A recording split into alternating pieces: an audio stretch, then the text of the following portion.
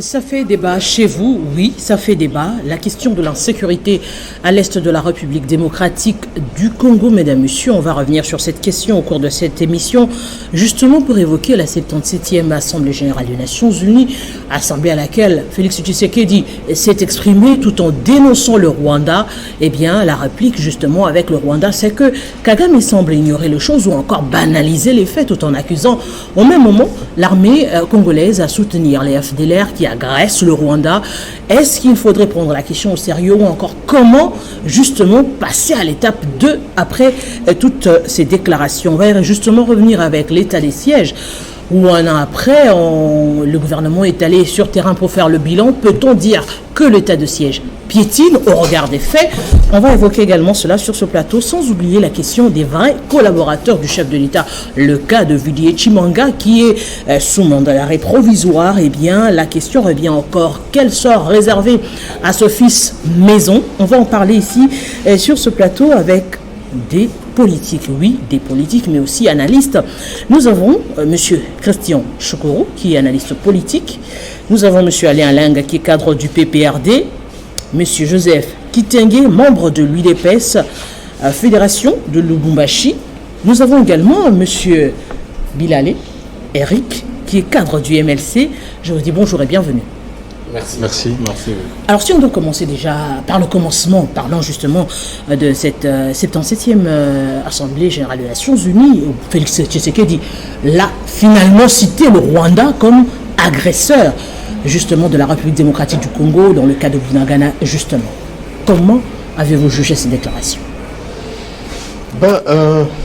Merci de l'invitation après le moment d'absence. Pour répondre à la question, ce qu'il faut savoir, ce que le président Félix Tshisekedi a dit exactement, c'est que l'opinion pense par rapport à cette crise persistante de l'Est de notre pays. D'abord, il faut savoir que le président Kagame conscient de faiblesses qui s'observent au sein de notre armée, joue le jeu de pyromane et veut faire des chantages en se présentant effectivement comme sapeur-pompier. Aujourd'hui, l'opinion doit savoir que quel que soit tout ce que nous pourrions faire, même si nous avions le Vatican à la place du Rwanda, que nous n'aurons rien de ces tribunes des Nations Unies tant que nous n'aurons pas une armée dissuasive. Kagame est conscient de cela, se joue de nous, mais c'est pour une courte durée, c'est pour un court temps. Parce que les jours sont comptés, évidemment, il nous faut en urgence organiser notre armée.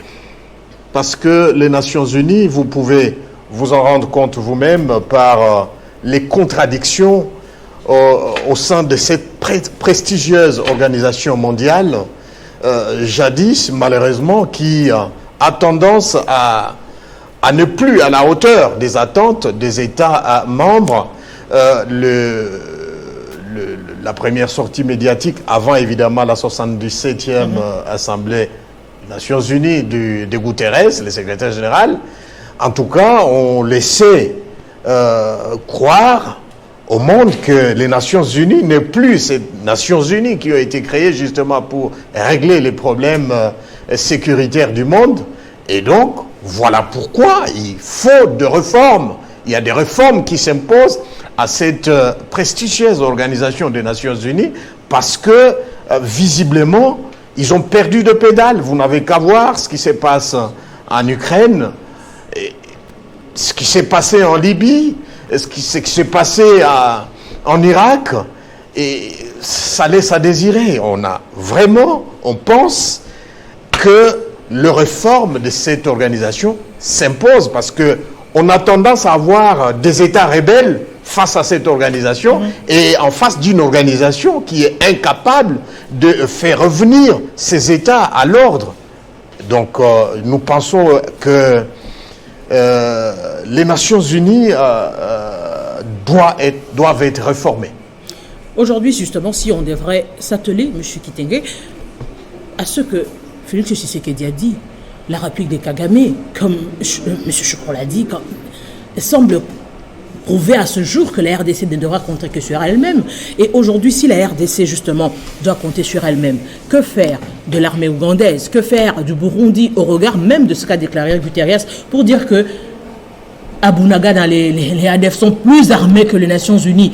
N'est-ce pas aujourd'hui que nous devrions considérer que la RDC est en état de guerre? Merci madame pour la question. Je voudrais d'abord saluer tous mes co-débatteurs et vous remercie parce que c'est pour la toute première fois que je suis honoré parmi des invités sur ce plateau de Télé 50 à travers l'émission Ça fait débat. D'abord, il faut noter une chose, que l'intervention du chef de l'État, nous avons lu une détermination liée à toutes les promesses qu'il a eu à faire au peuple congolais. Et ce discours qu'il a tenu à la tribune des Nations Unies, c'était un discours interpellateur et un discours qui place chaque responsable de Conseil des Nations Unies devant ses responsabilités, parce que les Nations Unies, nul n'ignore que c'est une organisation internationale créée pour le maintien de la paix au monde. Et face à ce que la RDC est en train de vivre aujourd'hui, il était important que le président de la République, chef de l'État, hausse le ton à ce stade pour que les gens comprennent que réellement la RDC, ce qu'elle est en train de vivre est vraiment délicat et des solutions appropriées devront être apportées. Et vous allez également vous rendre compte que le fait que le chef de l'État ait prononcé ces discours devant la tribune des Nations Unies n'exclut pas, comme lui-même l'avait dit, qu'il engagerait toutes les voies diplomatiques afin que cette guerre prenne fin. Mais en ce qui concerne l'ennemi, je crois que nous allons maintenir l'offensive sur terrain à travers les moyens qui sont dotés à l'armée. Pour la toute première fois, nous avons une armée qui a deux moyens adéquats afin de faire face à cette agression barbare et lâche de la part du Rwanda qui se cache derrière M23. Sans oublier que la population a marché pour les 100 jours d'occupation de Bunagana. Tout à fait. C'est une situation, comme je venais de le dire tout à l'heure, qu'elle est délicate.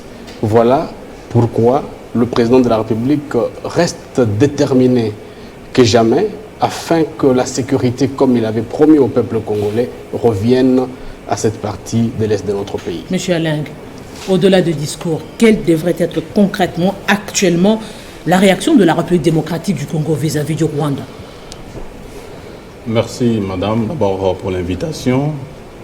Et de prime abord, je voulais d'abord signaler que nous sommes, n'est-ce pas, seuls, comme membres de l'opposition, en face des 4 co-débatteurs qui sont de l'Union sacrée. C'est important. C'est important de les souligner et tenir compte dans le partage, n'est-ce pas, de ici, on débat comme nationaliste, pas comme alors, c'est très important. La neutralité en politique n'existe pas, madame. D'abord, il faut dire ici que les discours cosmétiques de M. Antoine Tshisekedi à la tribune des Nations Unies n'a convaincu que les fanatiques. Aucun Congolais sérieux, n'est-ce pas, n'a trouvé la sincérité dans ce que le chef de l'État a déclaré. Parce que nous sommes habitués à des discours populistes juste adressés aux fanatiques. Et les faits sur terrain n'accompagnent pas les dires de M. Tshilombo. Il a, dans son discours, clairement identifié l'agresseur, le Rwanda. mais quelle est la politique stratégique sécuritaire claire mise en place par son gouvernement pour, n'est-ce pas, empêcher ces pays voisins de continuer à nous agresser. Et puis, manque de sincérité dans ces dires du fait que la RDC n'a pas été seulement agressée par le Rwanda, il y a notamment l'Ouganda.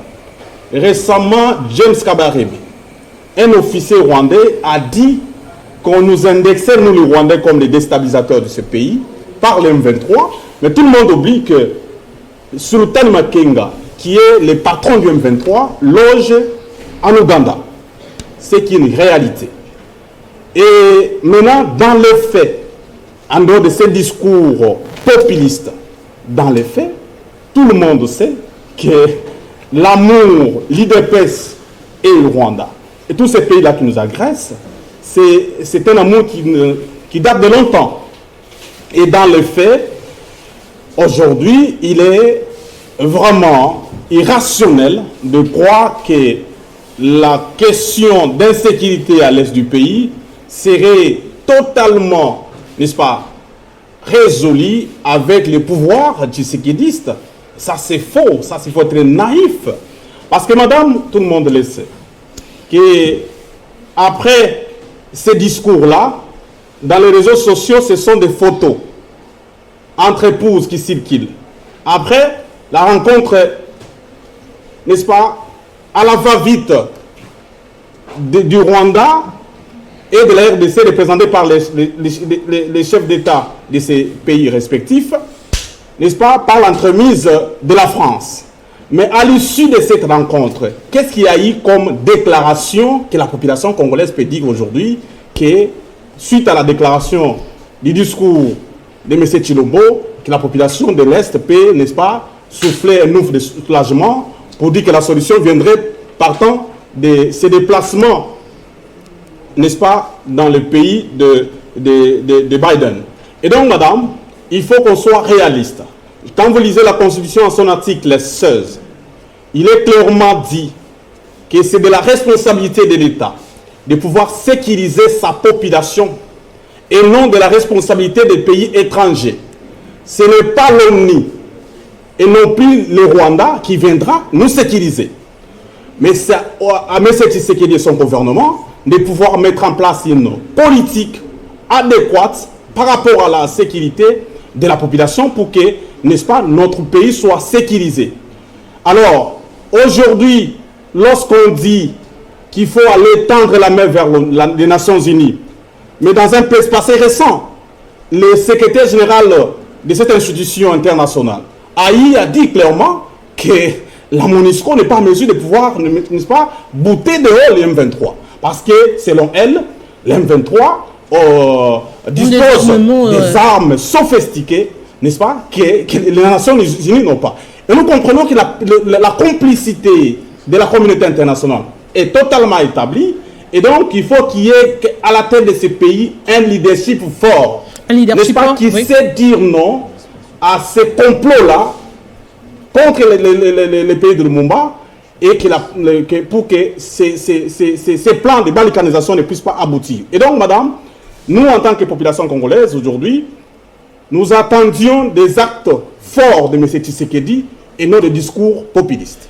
M. Bilali, des discours populistes, vous partagez cet avis? Pas du tout. Je pense qu'il faut préciser des choses comme elles se présentent.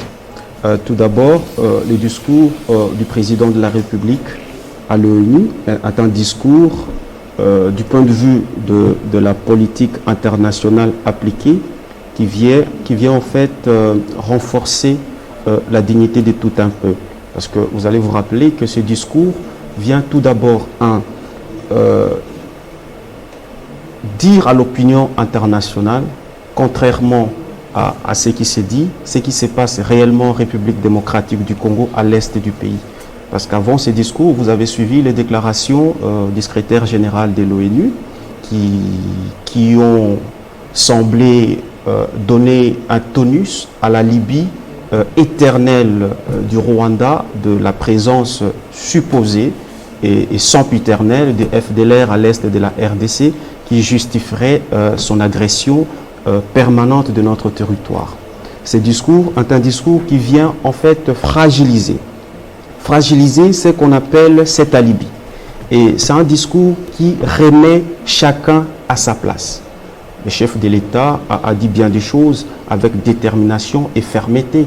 Et est-ce que nous, au niveau du mouvement de libération du Congo, sous le leadership du chairman Jean-Pierre Bemba, nous avons encouragé.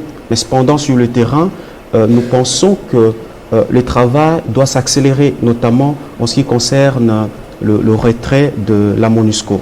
Étant donné que le secrétaire général de l'ONU a internationalement fait l'aveu d'échec de la MONUSCO, il faut que le gouvernement et les Nations Unies trouvent un mécanisme abréviatif de délai de retrait des troupes de la MONUSCO plutôt qu'attendre jusqu'en 2024 que l'on trouve un mécanisme d'abréviation des délais au fin d'obtenir le retrait très vite de ces troupes pour permettre au FARDC d'occuper le terrain, notamment certaines bases militaires et opérationnelles jadis occupées par la MONUSCO, que désormais le FARDC les occupe au fin de défendre notre intégrité du territoire convenablement. Et alors, il faut un autre travail très important, comme l'a toujours souligné le chairman Jean-Pierre Bemba, c'est que nos armées, au-delà de la logistique, il faut continuer à perpétuer les recrutements, la formation et la discipline. Parce que autant vous perdez des sueurs dans la formation des militaires, dans la discipline des militaires, moins vous aurez de pertes d'hommes dans le front. Le FARDC sont dans le terrain avec ce qui est fait sous les tonus du chef de l'État. Nous pensons qu'on peut continuer avec la détermination et la fermeté telle que démontrée par les présidents de la République devant les concerts des nations. Je crois que le Rwanda, si les Nations Unies reconnaissent que le Rwanda finance, équipe le M23 et que les Nations Unies sont incapables, la Société des Nations est incapable de combattre des troupes rebelles, je crois que les FARDC sont prêts à le faire.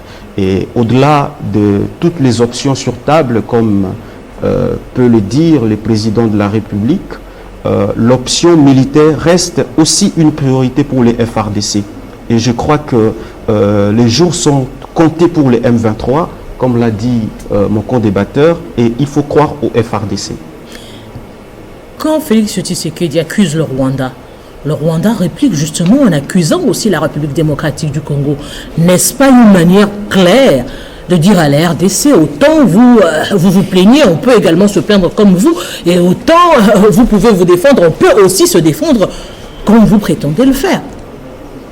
Madame, je commence d'abord par présenter mes excuses pour ce retard.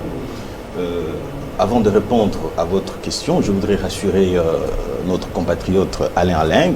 Nous sommes dans un débat républicain. Le chef de l'État de la République démocratique du Congo qui a pris parole aux tribunes des Nations Unies, il ne l'a pas dit pour le compte de la majorité, ni de l'opposition, mais plutôt pour le compte de la République.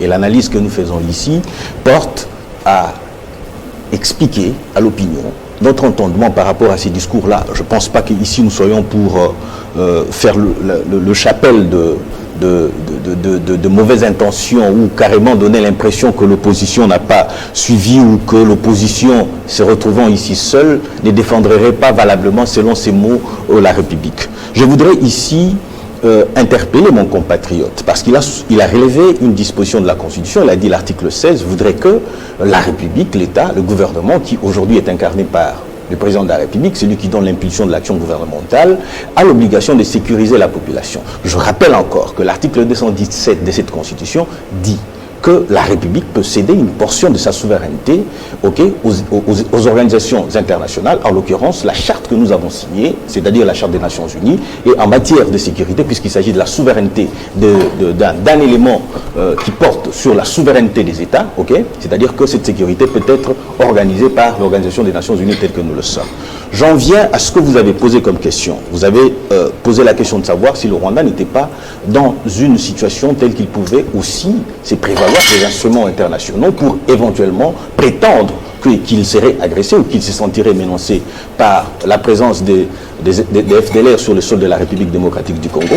Mais je pense que la réponse à cette question-là a été clairement donnée par le président de la République, c'est-à-dire que où ils sont retrouvés au sein de Nations Unies, aux tribunes des Nations Unies, il a relevé un fait, c'est-à-dire qu'à ce jour, nous pouvons brandir, ces rapports n'est pas l'œuvre de Congolais, le rapport des experts des Nations Unies qui ont étayé de manière motivée que le Rwanda nous agresse. Mais est-ce que vous pouvez nous donner un seul iota d'un instrument ou d'un rapport établi par les Nations Unies depuis l'accession du pouvoir, ou même à l'époque de Joseph Kabila, qui attesterait qu'il y ait des présences des troupes des ADF, plutôt FDLR, sur le sol de la République démocratique du Congo? Madame, c'est-à-dire qu'à ce moment-là, ils n'ont plus de raison. Cette raison a été, le président de la République est resté, il s'est apaisanti là-dessus, a été éradiqué par le Rwanda, conjointement avec la République démocratique du Congo, par diverses activités. Vous vous rappellerez qu'en 2009, il y a eu des accords qui ont été signés.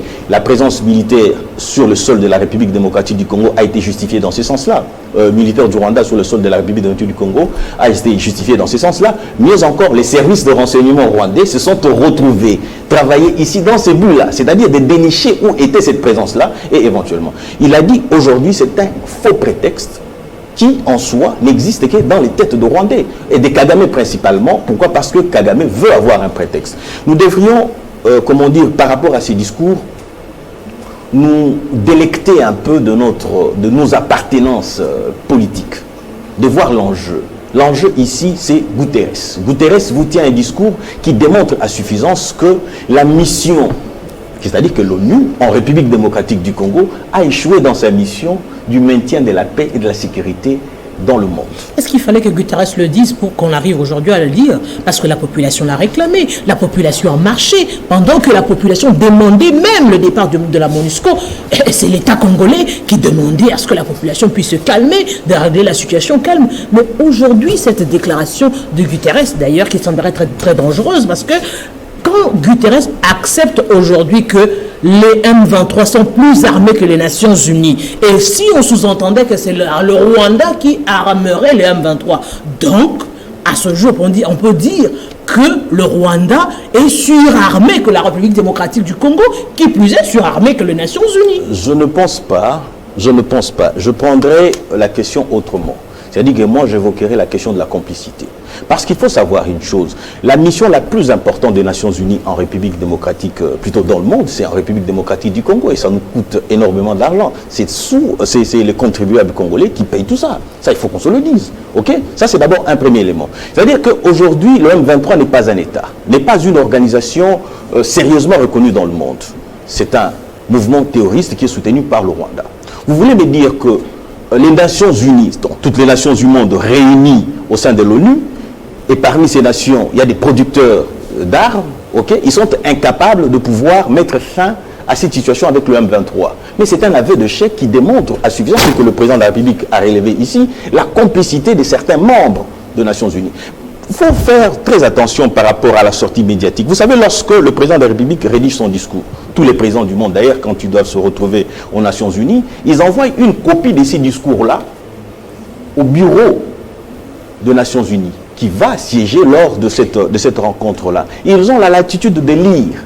Le secrétaire général, ce qu'il a fait, c'est vouloir anticiper ce qu'allait dire le président de la République.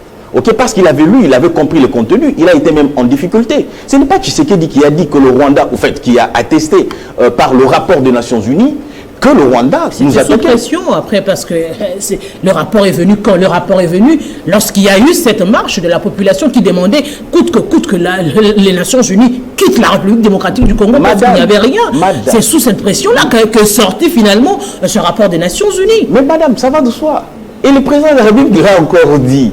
C'est-à-dire qu'il va dans le sens de sa population. Il dit ceci, qu'il y a des suspicions de la population, de par le laxisme, de par l'immobilité de Nations Unies. Cela démontre à suffisance. D'ailleurs, Guterres n'est venu que confirmer. Parce que Guterres ou les Nations Unies ont été incapables de pouvoir, ils pouvaient le dire quand on lui pose la question de savoir de la situation qui arme le M23, il a été dans l'incapacité de pouvoir le dire. Ok? Mais écoutez, madame, dans cette logique-là, la population qui sort pour faire pression, mais c'est ce que dit le président de la République, c'est-à-dire qu'on doit exercer plus de pression. Pourquoi? Tout simplement parce que nous, population, avec la constitution dont nos amis sont toujours prévalus pour dire que Kabila vous a laissé une constitution, cette constitution a prévu que nous puissions, avec les Nations Unies, organiser une armée dans ce sens-là. Raison pour laquelle j'évoque l'article 217 de la Constitution. Et j'ai dit, aujourd'hui, l'émission des Nations Unies ayant plutôt échoué, quoi de plus normal que la population pour laquelle la mission des Nations Unies doit se justifier en République démocratique du Congo, qui est censée sécuriser cette population civile, que cette population se retrouve dans la rue pour dire non. C'est une évidence. Oui, allez-y. C'est une évidence qui, aujourd'hui, nous devrions tous nous serrer les coudes, c'est-à-dire opposition, majorité, opposition, société civile, majorité, tous ensemble, pour nous retrouver dans la rue, exiger davantage, madame. Vous savez comment ça se passe? Les gouvernements du monde, ou disons les décideurs du monde, les multinationales qui manipulent les pays tels que les États-Unis, la Grande-Bretagne, la France et consorts, ainsi de suite, tout ça, ok, n'ont pas peur de gouvernement. C'est-à-dire qu'à tout moment, ils peuvent lever l'option, comme ils l'ont fait avec Mosé Laurent Désiré Kabila. La décision est venue de la Belgique, des États-Unis, on a confirmé, on l'a abattu. C'est-à-dire qu'à un moment, on peut se réveiller. D'ailleurs, le discours tenu par Tshisekedi est suicidaire. Ça, il faut se le dire. Il a pointé du doigt la responsabilité des Nations Unies. C'est pas la première fois. Pardon? C'est pas la première fois qu'on madame, je ne sais pas si... Rwanda. Non. Je ne parle pas du Rwanda. Il est aux tribunes des Nations Unies. Il démontre que si ceci arrive, c'est la complicité du personnel. Et le tout premier personnel, le patron du personnel des Nations Unies qui est sorti pour faire une déclaration médiatique, c'est Guterres. Mais justement, M. Chokoro, si on doit justement être plus pragmatique. Oui, les discours, c'est bien beau. Mais qu'attendre la suite? La suite nous dit quoi? Parce que déjà, les faits sont clairs. Une année pleine, avec l'état des sièges, en Ituri, dans le Nord Kivu, rien de clair n'a été ressorti.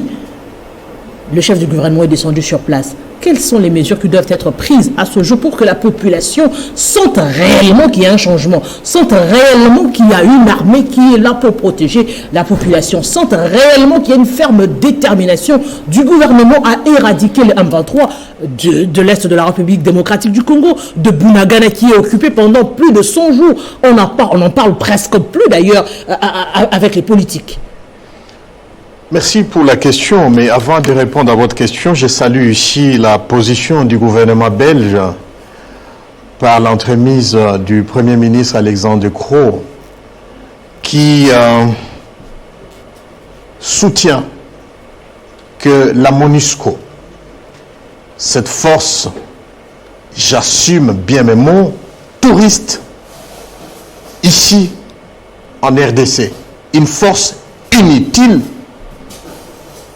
une force budgétivore pour rien, doit quitter et être remplacée par autre chose, une autre force à même de nous aider à bouter dehors la microbe ou deux microbes à l'Est, ces forces négatives qui sèment mort et désolation.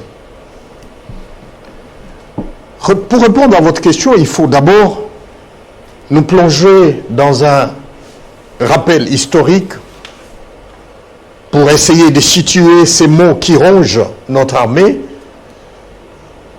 parce qu'il ne faut pas oublier que l'armée constitue l'épine dorsale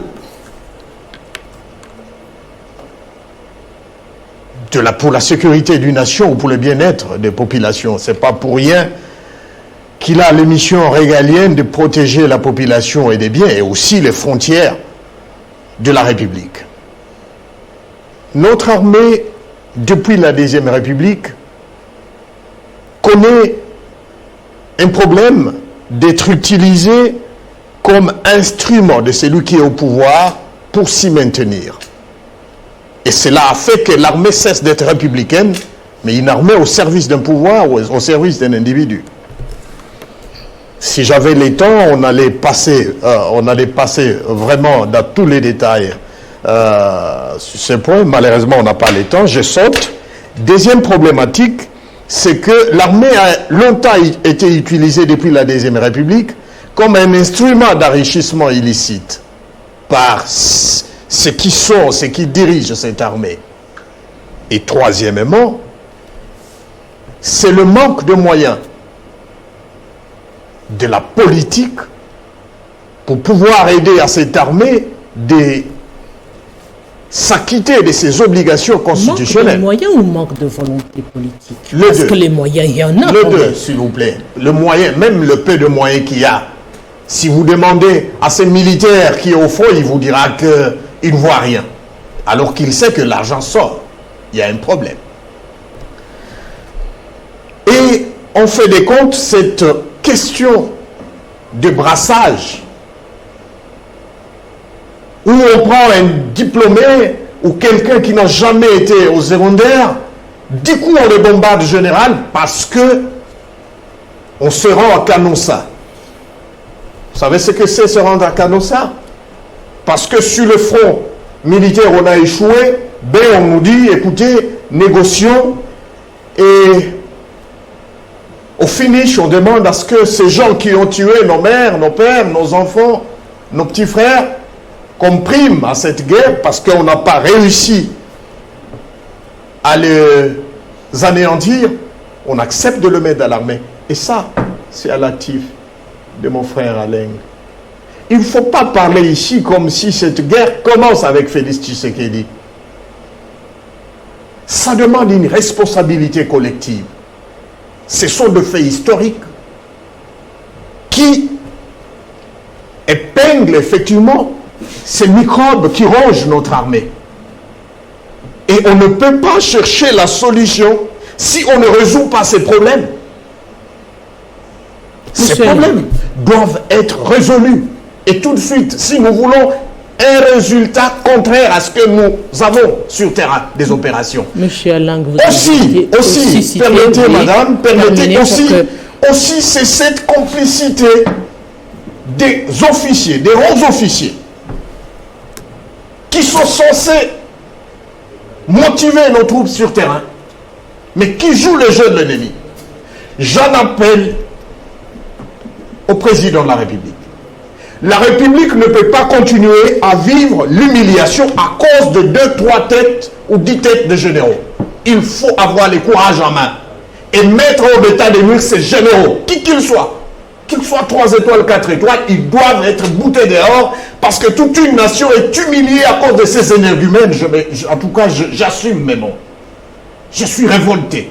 On ne peut pas accepter qu'on garde des généraux, soi-disant au nom de l'équilibre géostratégique ou géopolitique, et des gens qui jouent les jeux de l'ennemi. Il a 2 plans. Le premier plan, il donne aux troupes, l'autre plan, il donne à l'ennemi. Et puis, ce sont nos frères, nos militaires qui sont en train d'être tués comme des animaux sur le terrain des opérations. Simplement parce qu'ils ont en face un ennemi qu'ils pensent être un ennemi et un autre ennemi au sein du commandement. Ça doit finir. Et ça ne doit pas attendre de moi. C'est tout de suite. Et nous, en tant que population, nous l'exigeons au président de la République. On ne peut pas continuer avec cela. C'est toute une nation qui est humiliée. C'est des vies humaines qui sont en train d'être fauchées sur le terrain des opérations. Monsieur ça Alain, doit finir. Le pragmatisme voudrait quoi à cet instant?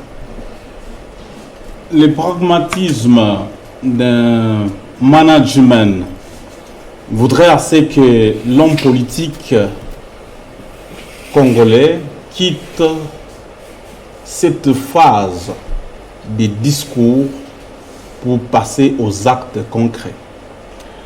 On donne l'impression ici que un homme, un parent à la maison, son enfant qui demande le stylo, va aller, n'est-ce pas, demander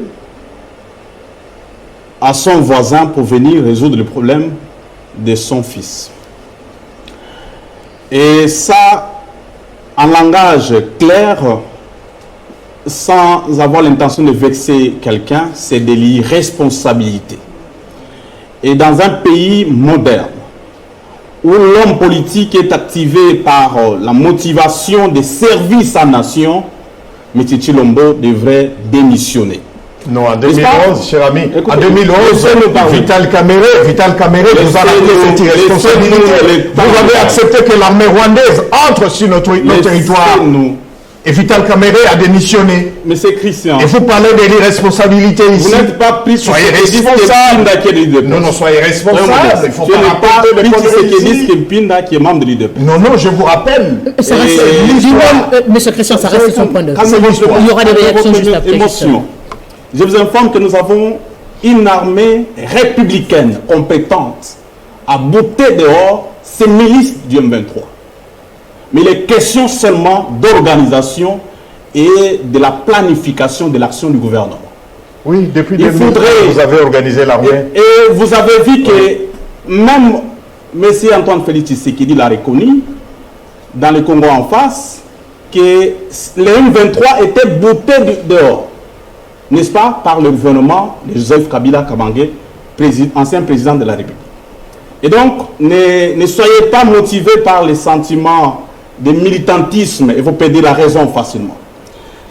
Mon ami Pinda, que j'aime beaucoup, m'a dit ici, il a reconnu tacitement que le gouvernement a failli dans sa mission de sécuriser sa population.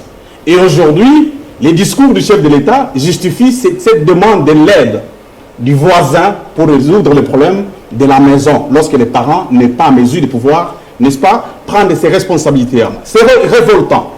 Nous, au moins, PPRD, nous sommes un parti organisé. Nous sommes un parti de républicains. Nous reconnaissons Félix Tshisekedi comme chef de l'État qui gère, contrairement à nos amis de la Moukwa et tout ça. Mais nous ne reconnaissons pas dans sa politique. C'est ça notre sens de l'opposition. Il est dans la confusion, n'est-ce pas? Sur le terrain, on a instauré l'état de siège. Soyons sérieux. On parle ici de la vie des Congolais qui meurent chaque jour à Beni Anitori. Et donc, ne soyons pas motivés par l'argent, n'est-ce pas? Nous sommes passagers sur cette terre. La population souffre. On instaure à la va-vite l'état de siège. Un fiasco.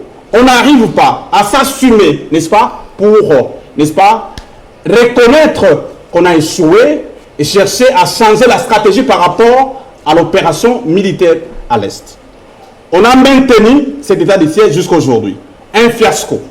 Au même moment, c'est la politique de l'Autriche.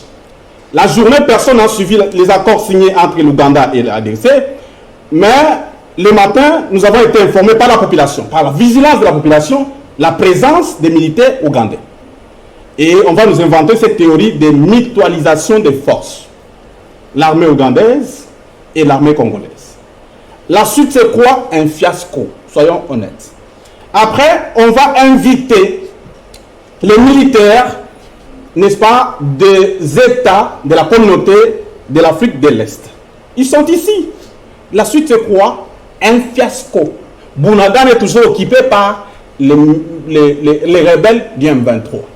Et donc, dans un pays organisé, dans un état de droit, et je crois que ce qu'a posé comme acte M. Tshimanga, aujourd'hui on peut le condamner, je ne suis pas d'accord avec ce qui lui est reproché, mais ça devrait se passer à la tête de ces pays, démissionner carrément lorsqu'on n'est pas en mesure de pouvoir sécuriser la population. Je crois que ça va aider la population congolaise à organiser des élections avant même 2023 pour que nous puissions avoir un gouvernement responsable et que sa sécurité soit assurée. Au lieu de commencer à se pointer du doigt de gauche à droite. C'est avec beaucoup de tristesse que je suis en train de suivre l'intervention de mon co-débatteur à droite. Et je me dis que si le ridicule pouvait tuer dans notre pays, je crois que beaucoup seraient déjà morts. Et ce n'est pas au PPRD aujourd'hui sur ce plateau de s'illustrer en donnant les leçons de morale. Finalement, si c'est le PPRD, ce n'est pas l'UDPS à donner des leçons. Si c'est l'UDPS, ce n'est pas le PPRD. Finalement, moi je me dis, alors qu'on a tous été obligés de dire ici sur le plateau, c'est un débat républicain aujourd'hui. Est-ce que, à l'heure actuelle, vous devez vous jeter de pierre en lieu et place de regarder droit et trouver des solutions? Madame, ça fait très mal parce que nous n'avons qu'un seul Congo. Et ce Congo nous appartient à nous tous. Aujourd'hui, nous sommes sur ce plateau, ce n'est pas pour parler de l'UDPS, de PPRD et des consorts, mais plutôt de la RDC. Quand on est là pour parler de la RDC, nous devons parler pour son avancée. Et tout à l'heure, vous avez posé la question simple de savoir à mon co-débatteur qu'est-ce qu'il fallait pour que tout ce que nous vivons prenne fin. Mais il ne vous a pas répondu, vous avez pris acte de cette manière de faire les choses. Mais tout simplement, il vous dit que le président de la République, devant la tribune des Nations Unies, n'a pas présenté la politique de son gouvernement, mais c'est très grave. À ce stade, la politique du gouvernement ne doit pas être placée, exposée à la place publique, à la tribune des Nations Unies, s'il vous plaît. C'est une politique interne qui relève des stratégies que le gouvernement doit prendre parce qu'il doit faire face à l'ennemi. Aujourd'hui, nous devons avoir le courage de saluer les efforts qui sont consentis par le président de la République, parce que c'est pratiquement inconcevable que je puisse entendre qu'on soutienne l'armée de notre pays, ce qui est tout à fait normal, mais sans pour autant soutenir son commandant suprême. C'est pratiquement inconcevable. Alors que la politique appliquée par nos forces armées est dictée d'en haut et selon la vision du chef de l'État. Et vous savez, aujourd'hui, le problème que nous avons dans notre pays et ce que nous faisons face aujourd'hui, il nous faut, comme l'a dit le chef de l'État à la tribune des Nations Unies, la suppression de toutes les mesures d'embargo prises contre la RDC. La RDC a besoin, ou ses forces armées ont besoin de l'armement qui doit lui permettre à faire face à toutes sortes d'agressions. Et aujourd'hui, il est tout à fait logique que sur ce plateau, tous, nous puissions voir la chose de la même manière. C'est-à-dire, il ne faut pas qu'on ait des discours séparatistes. Les discours qui fragilisent, qui donnent le pouvoir, qui donnent la force à l'ennemi. Nous sommes sur Télé 50, c'est une chaîne qui est beaucoup suivie dans le monde. Et lorsque chaque fois on doit voir sous le débat, où nous-mêmes Congolais, nous ne comprenons pas la chose, nous ne voyons pas la chose de la même manière, ça laisse à désirer. Il est important aujourd'hui que le président de la République, qui est plus que déterminé de pouvoir ramener la paix à l'Est, puisse être soutenu par tout le monde. Soutenu par tout le monde, oui, mais ça reste le numéro 1, le garant de la nation. Et au garant de la nation, qu'est-ce qu'on demande? On demande justement la protection de la population de cette nation, justement. Alors, on se dit, la question demeure. Les réalités sont là. Les discours ont été prononcés. Et après? Oui, exactement. C'est ce que nous venions de dire il y a quelques minutes. Il reste un problème, c'est un problème opérationnel dont il faut s'occuper maintenant. Et c'est ce qui s'est fait déjà au niveau des FRDC. D'ailleurs, même la question épineuse de l'état des sièges se pose parce que l'état des sièges a des objectifs précis, notamment sécuriser les territoires où est déclenché l'état des sièges. Et l'ennemi, nous sommes en guerre. Nous sommes en guerre, c'est une guerre asymétrique. Les troupes doivent rester mobilisées. Aujourd'hui, c'est un humble avis. Si on doit, comment dirais-je, si on doit mettre un terme à l'état des sièges, on va déclencher la démobilisation des troupes.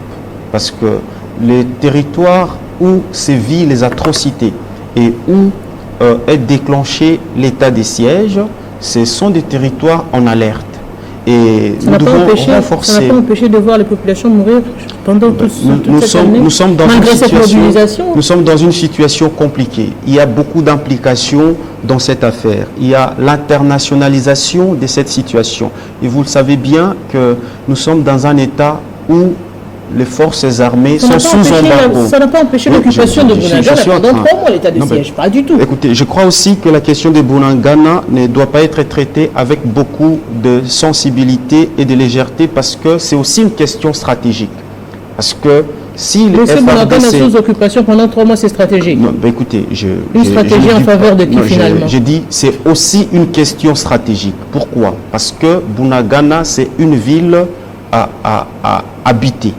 Et si on doit, vous savez, l'ennemi n'a pas besoin de vies humaines, parce que l'ennemi c'est un agresseur, l'ennemi c'est un tueur. Et les FRDC doivent riposter. Et quand on riposte dans une ville, il y a toujours des pertes en vie humaine.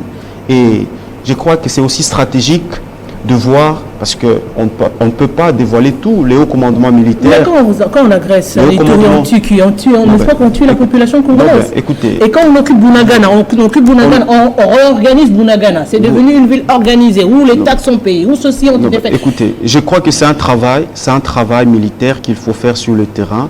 Je crois que le moment viendra où les FRDC vont reprendre la ville. Et nous encourageons les FRDC. La question de la sécurisation de l'Est du pays ne doit pas être une question éternellement internationalisée. Nous pensons que les FRDC doivent faire l'affaire. Nous pensons que la MONUSCO doit partir finalement. Nous devons doter les FRDC de moyens. Et nous devons nous faire une violence. Nous encourageons le chef de l'État dans sa démarche de demander la levée de l'embargo. Parce que cette question nous préjudicie énormément du point de vue de matériel militaire. L'histoire nous enseigne que d'autres pays. Oui, nous avons les Mali. Nous avons le Mali. Nous avons les Mali. Nous avons su détourner, oui, exactement. Contourner même les Nations Unies. Même les États-Unis a refusé à un moment donné d'écouter les Nations Unies. Je voudrais en venir. Aujourd'hui, je me pose la question, finalement, qu'est-ce qui manque à la RDC de prendre les choses en main? Parce que ça nous donne l'impression que nous devons attendre que les Nations Unies nous accordent ceci, que les Nations Unies acceptent de ne pas nous donner les armements, alors qu'on peut faire des concessions avec d'autres pays. Par exemple, pour obtenir des armes, ce qui n'est pas impossible pour la République démocratique du Congo. Ok, madame. Je me réjouis de ce que vous avez dit tout à l'heure ici. Ça abonde dans le même sens que ce que vous venez de dire ici. Lorsque vous dites par exemple que le président de la République est le garant de la nation, il est le garant de l'intégrité territoriale, c'est lui qui assure la sécurité, ainsi de suite, tout ça. J'ai même écrit, vous avez dit, le peuple demande sa protection de la population. Et vous avez chuté pour dire, mais que fait le président de la République?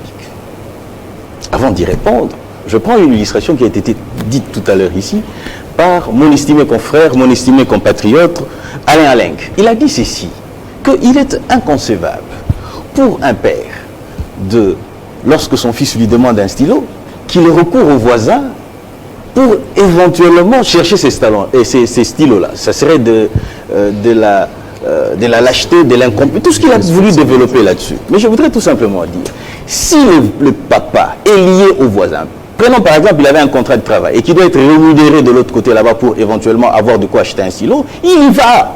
C'est de la même manière que nous avons ratifié la Charte des Nations Unies, nous sommes membres de l'Union africaine, nous avons cédé, je dis bien, à une partie de notre souveraineté. Cédé partiellement notre souveraineté, et c'est ce qui donne le droit à ces pays-là de venir chez nous. Bien sûr, ça doit se faire avec notre autorisation, accord avec tout ce qui va avec. Un autre recadrage. Il a dit ceci.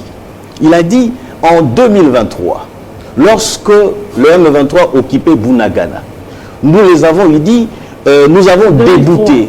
Non, 2013. 2013. Nous avons débouté les M23. Mais c'est la même méthode que nous utilisons aujourd'hui. Il faut se le dire d'abord. Il y a eu le Sud-Soudan, il y a eu les Ougandais qui ont aidé pour débouter le M23. C'est de la même manière que nous nous retrouvons dans le cadre de l'EAC, avec les troupes qui peuvent nous aider, en vertu bien sûr de l'article 217 de la Constitution, pour éventuellement bouter tous ces mondes-là dehors. J'en viens maintenant à ce que vous posez. Madame, qu'est-ce que Tshisekedi a en sa présence pour éventuellement mettre fin à l'insécurité à l'est de la République? Nous parlons, il faut lever l'embargo. Oui, nous allons acheter les armes. Mais ces armes, nous les mettrons entre les mains de qui? Il faut d'abord assainir l'armée que nous avons ici. L'armée que nous avons héritée. Il n'y a pas plus tard que hier, ici, nous avons appris des généraux qui ont été arrêtés en train de vouloir fomenter un coup d'État contre les institutions de la République. Vous avez encore appris dans les réseaux sociaux, vous voyez même des vidéos qui circulent, c'est-à-dire que les troupes des FARDC il se retrouve à un endroit, il demande à d'autres troupes de passer par, par Kitambo par exemple pour rejoindre ma campagne, et ils s'entretuent entre eux. Pourquoi? Parce que le commandement que nous avons ici militaire est gangréné par les séquelles de trahison et de la complicité. Mais ici, nous devrions avoir une certaine honnêteté de reconnaître que c'est l'armée que nous avons héritée. De qui? Du PPRD. Il a dit que ça dit que nous, PPRD, nous avons fait, nous estimons. Mais c'est dangereux de tenir pareil discours. Moi, je pensais peut-être qu'on aurait fait le même exercice, parce que moi, j'ai fait cet exercice ici, imprimer les discours pour que nous restions dans ces discours. Que nous ne restions pas dans ce que vous dites, par exemple, ici, madame, que nous ne devrions pas nous tirer dessus. Nous devrions, en principe, la main dans la main, comme une république, tenir un discours républicain, de ne pas amputer la responsabilité à qui que ce soit. Qu'est-ce que Tshisekedi a entre ses mains? Il a les instruments internationaux qui existent. Vous avez par exemple différentes résolutions qui ont été prises par les Nations Unies, par l'UAC, la constatation de l'agression du Rwanda, par la communauté des États de l'Afrique de l'Est, par la SADC, ainsi de suite, tout ça. Mais il exploite. Il cherche à faire pression, ou il est en train de faire pression sur ceux qui dirigent le monde. Vous savez, madame, le problème c'est quoi ici? C'est que s'il ne le fait pas, et que nous allons par moyen rector, ce qui va s'en suivre, c'est la sanction. La sanction va encore fragiliser davantage. Il faut mettre l'Organisation des Nations Unies devant ses responsabilités. De quelle manière? Tel que le président de la République l'a fait aussi. Vous savez, madame, lorsque le président Tshisekedi, aux tribunes des Nations Unies, interpelle les Nations Unies pour leur dire qu'ils doivent arrêter de faire cette hypocrisie, de distribuer même le rapport des experts des Nations Unies aux membres du Conseil de sécurité. Vous savez qu'est-ce qui se passe après, puisque vous avez relevé cet élément ici, pour dire qu'ils se sont retrouvés à côté avec Kagame, ok?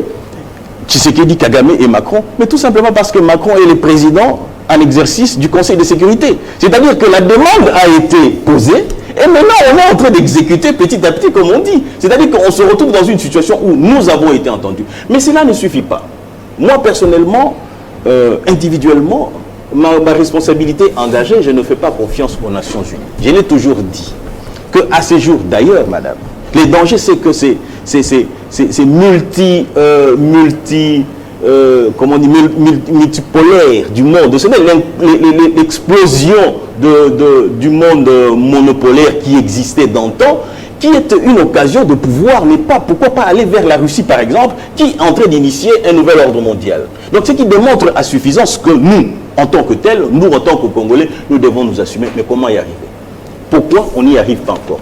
Parce que parmi nous, nous avons encore des yaves qui peuvent trahir. Nous avons encore de mon ami en langue ici, au lieu de tenir les discours de la République, il est encore en train d'indexer. Tshisekedi doit démissionner. C'est comme si le problème c'était Tshisekedi. Et pourtant, le problème n'est pas Tshisekedi. De la même manière que je le dirais, le problème n'a jamais été Joseph Kabila. Le problème a été le multinational qui convoite nos richesses. Malgré que Kabila a accompagné, il était bien d'accord, il a accompagné et il a savouré les biens fondés. La preuve en est qu'il est plus riche que la République. Il est plus riche que tout celui qui peut se prétendre acteur politique et tout ce que vous voulez. Ce sont des éléments qui démontrent ou qui ont démontré à suffisance que la chose elle est telle qu'elle. À ce jour, nous devrions en principe réfléchir en fonction de la République. La main dans la main, nous sortons dans la rue. Pour que nous arrivions à accéder au niveau du Mali, il faut que nous puissions prendre conscience, sortir dans la rue, dire non à la MONUSCO, dire non aux États-Unis, dire non à... La rue, c'est le monopole de l'UDPS. Oui, mais nous ne cessons de le faire, madame. Apparemment, mais ici madame, ne me donnez pas l'impression, s'il vous plaît, madame. Non, je pose des questions, donnez-moi des réponses. Allez-y. Vous nous donnez l'impression que vous ne sortez maintenant que quand il s'agit des camps politiques, comme le dénoncerait par exemple M. Christian ici. Lorsqu'il s'agit des questions purement nationales, on ne sent plus cette UDPS de la rue. Madame, c'est l'UDPS qui parle. Nous allons parler du coup du pouvoir. Non, c'est l'UDPS qui parle. Non, on n'est pas là. Voilà ce que je voudrais dire. Vous savez ce que vous dites à l'opinion. Vous dites présentement à l'opinion que la République, ce n'est que l'affaire de l'UDPS. C'est-à-dire que vous devez croiser les bras, puisque c'est l'UDPS. Parce que vous aviez le monopole, donnez le temps. Mais nous ne cessons de le faire, madame, puisque je le dis. Je fais un appel J'ai dit aux citoyens congolais, ils doivent prendre conscience. Les citoyens congolais, lorsque nous dirons, allons dans la rue pour dire non aux États-Unis, dire non aux Anglais, dire non à tous ceux qui financent d'une manière ou d'une autre, qui arment le M23 au travers le Rwanda, que nous pourrions éventuellement arriver à faire échec à ces plans machiavéliques et diaboliques qui est en principe monté contre la République démocratique du Congo et enfin de recouvrer la paix et la sécurité tant désirée, tant voulue par la population congolaise et ici clamée par le président de la République. Alors on va justement faire on va faire le tour de table pour évoquer cette question des vrais collaborateurs. Les vrais collaborateurs des chefs d'État.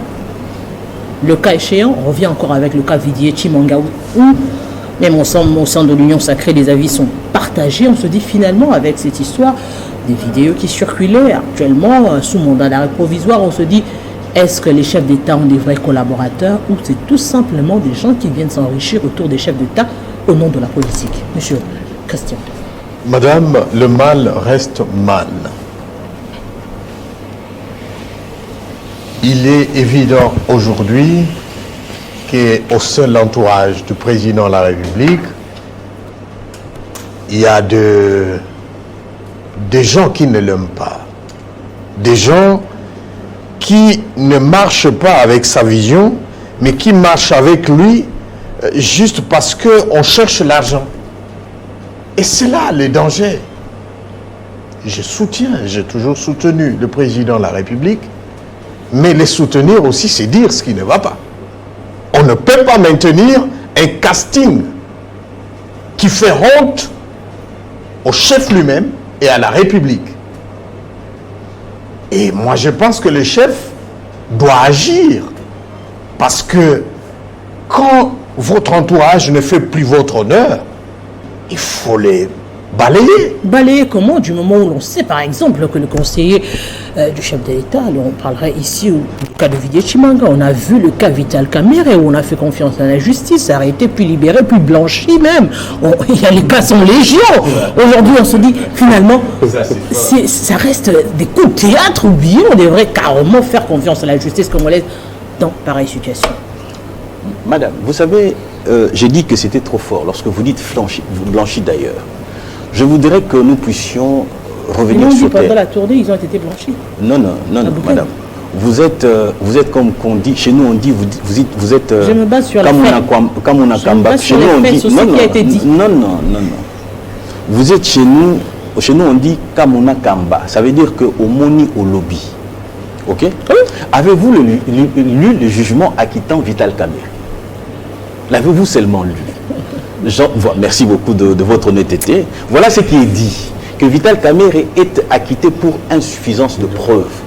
Ça ne veut pas dire qu'il a été blanchi, qu'il est innocenté. Non.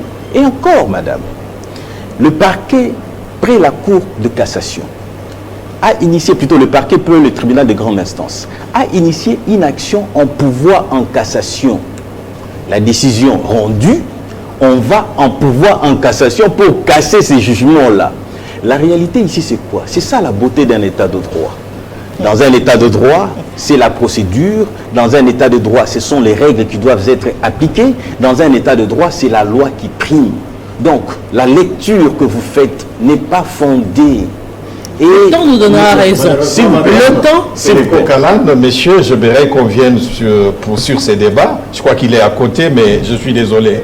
Ce n'est pas le sujet du débat aujourd'hui. Vous conviendrez avec moi. En tout cas, on reviendra. Sinon, il raconte sa vie.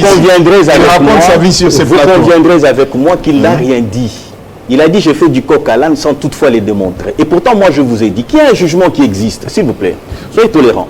Il y a un jugement qui existe. Et ce jugement dit, je n'invente rien. Ce jugement dit il est acquitté pour insuffisance de preuves. C'est-à-dire que les juges qui avaient l'intime conviction qui devaient se prononcer ont estimé qu'il y avait insuffisance de preuves. Je vous convie aussi, je vous convie aussi, ok, de me convier avec lui à ces débats-là et je pense qu'il sortira la queue entre les gens. Je voudrais chuter parce que vous avez parlé de Chimanga, de Vijay Chimanga. Vous ne m'aurez pas interrompu avant de faire appel à mon humilité. Voilà. Je voudrais dire ceci puisqu'on parle de Vijay Chimanga. vous savez, nous devons faire la part des choses. Tshisekedi, quand il y va, il accède au pouvoir, il se fait entourer de personnes qui peuvent l'accompagner à matérialiser sa vision. Quant à la moralité de chacun de nous qui allons, puisque je peux me retrouver aussi demain à côté de Tshisekedi en train de travailler, ok? Mais Tshisekedi ne serait pas responsabilité de mon immoralité. Lorsque je pose les actes qui violent les lois de la République, Tshisekedi n'y est pour rien. Mais ce qui est plus important pour Tshisekedi, c'est d'assurer la sanction. Et cette sanction doit être faite selon les règles. Mais aujourd'hui, les uns ont dit, puisque Vidi Tshimanga est invité au parquet, il a passé, ça c'est la deuxième nuit, je pense, à Makala, c'est ce qui démontre à suffisance que la réponse adéquate, convenable, la réponse attendue est là. Mais il ne faut pas oublier une chose, nous sommes en droit. En droit, il faut la preuve. Oui, vous avez dépensé. En droit, c'est la preuve. Oui, en droit... qu'on est déjà en train de déborder. Bon, à la prochaine. Tour de parole. Oui. Merci, j'attends, monsieur Christian. Merci, madame. Voilà. Oui, je ne voudrais pas ici me faire une idée sur l'inconnu à travers ce que nous avons vu tous être reproché à M. Vidi Tshimanga. Cela ne me donne pas moi le droit de dire que tout l'entourage du chef de l'État est comme lui. Nous devons commencer à hésiter nous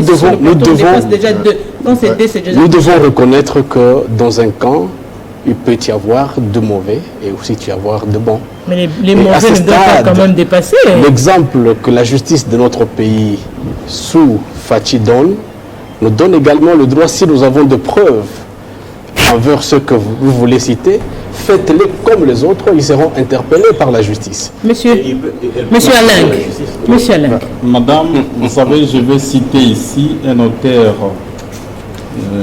américain, Michael Jebel, qui a dit dans son livre « Le mythe d'entrepreneur » que les actes et actions des collaborateurs dans une société, n'est-ce pas, sont en réalité la vraie image du chef. Merci beaucoup. Et donc, M. Pinda qui a parlé ici que Félix Tshisekedi serait le premier qui a tenu le discours dénonçant la complicité de la communauté internationale, c'est faux. Joseph Kabila, n'est-ce pas? Là, vous revenez encore. Joseph Kabila qui l'a indexé ici comme l'homme le plus risque. On est dans la conclusion. N'est-ce pas? N'a pas n'est-ce pas, en question tant de scandales financiers autour de lui. Si on peut revenir d'abord ici, le cas de Vital Kamere, rétrocommission, 15 millions de dollars, jusqu'aujourd'hui sans suite, Vital Kamere là. L'affaire 57 millions de dollars. On termine par aujourd'hui visé et tant d'autres, oui. Notamment l'affaire Chilégène. 27 millions de dollars perdus.